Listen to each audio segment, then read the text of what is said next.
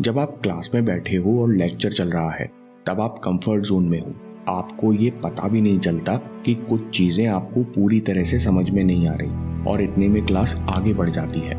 प्रॉटेज effect के अनुसार जब आप क्लास में बैठकर लेक्चर सुनते हो तब आप कंसेप्ट को केवल मेमोरी में डाल रहे हो, लेकिन जब आप वही चीज किसी को सिखाते हो तब आपको इमेजिनेशन और लॉजिक का उपयोग करके उस एक कंसेप्ट को इंफॉर्मेशन और अन्य कंसेप्ट्स के साथ जोड़ना पड़ता है।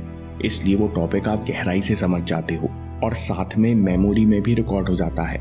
इसलिए इफेक्टिव तरीके से पढ़ने और समझने की पहली टिप है, जो टॉपिक आप अच्छी तरह सीखना चाहते हैं वो दूसरों को सिखाएं। प्रोडिजी इफेक्ट तो यहाँ तक कहता है कि जब आप किसी को सिखाने का नाटक भी करते हो या सिखाने की तैयारी भी करते हो तब आप खुद उसे बेहतरीन तरीके से सीखते हो। 40 साल पढ़ने और सीखने पर रिसर्च करने वाले प्रोफेसर मार्टी लॉबडेल तो यहाँ तक कहते हैं कि अगर आपको कोई नहीं मिलता तो दीवार और पौधों को समझाने का नाटक कीजिए।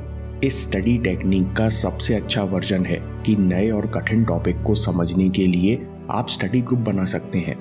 स्मार्ट स्टडी की दूसरी प्रैक्टिकल टिप है कि फ्लो स्टेट में जाने के लिए 500 शब्द जोर जोर से जल्दी जल्दी पढ़िए। जब आपका पढ़ने का मन ना करे या फोकस करने में दिक्कत आए तब इस टेक्निक का प्रयोग कीजिए।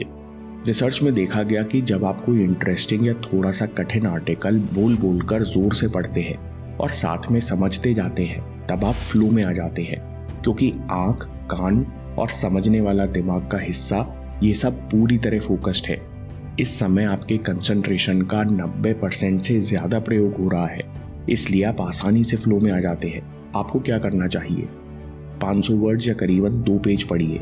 क्रिकेट, टेक्नोलॉजी, साइंस या आपके इंटरेस्ट के आर्टिकल्स का प्रिंट आउट निकाल कर रखिए और केवल 2 पेज पढ़िए और इसके तत्काल बाद काम शुरू कीजिए। ये टेक्निक आप एग्जाम हॉल के अंदर जाने से पहले भी प्रयोग कर सकते हैं। अगली प्रैक्टिकल टिप है, पढ़ने की जगह एग्जाम हॉल जैसी होनी चाहिए। जी हाँ, आपने बिल्कुल सही सुना। एक इंटरेस्टिंग रिसर्च में देखा गया कि जिन लोगों ने एक कमरे में पढ़ा और उसी कमरे में टेस्ट दिया उन्होंने मेमोरी टेस्ट में बेहतर स्कोर किया, और जिन लोगों ने एक तरह की सेटिंग में पढ़ा और उसके बाद बिल्कुल विपरीत सेटिंग में ले जाकर टेस्ट दिलाया गया तो उनका मेमोरी स्कोर कम रहा। यानी आपको एग्जाम हॉल की सेटिंग या वातावरण कॉपी करना है। देखिए एग्जाम हॉल में क्या होने वाला है। अधिकतर एग्जाम टेबल, कुर्सी या बेंच पर होने वाले हैं। कमरा शांत और डिस्ट्रैक्शन फ्री होने वाला है। एग्जाम हॉल पर टेबल पर कोई सामान नहीं होगा।